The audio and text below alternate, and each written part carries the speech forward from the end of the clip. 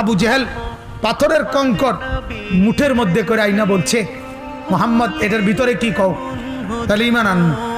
নবী বললেন, আমি না বলি, বরং এটারে জিগাও, সে আমারে চিনি নিটা জিডেই হোক।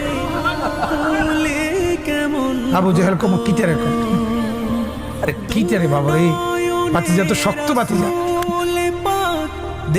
আল্লাহ নবী বলেন, বলো ভেতরে যা আছো বলো, তুমি চিনো কিনা আমাকে। পাথরের কঙ্কর, নাতাকাল হাজার,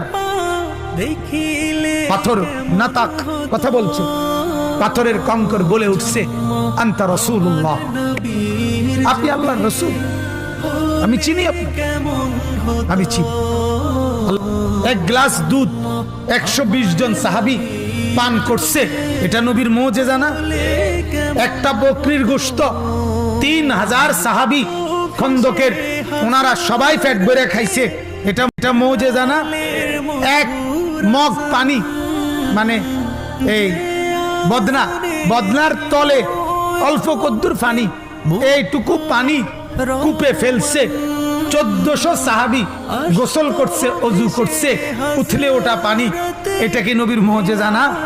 এগুলো সব মর্যাদা, এগুলো সব মর্যাদা, সব মর্যাদা, সব নবীজির সম্মান, ইজ্জত, সবকিছু নবীকে চিনত। জামাদাত, হাইওয়ানাত এবং জিন, ইনসান, কুল কায়নাত আল্লাহর নবীকে চিনত।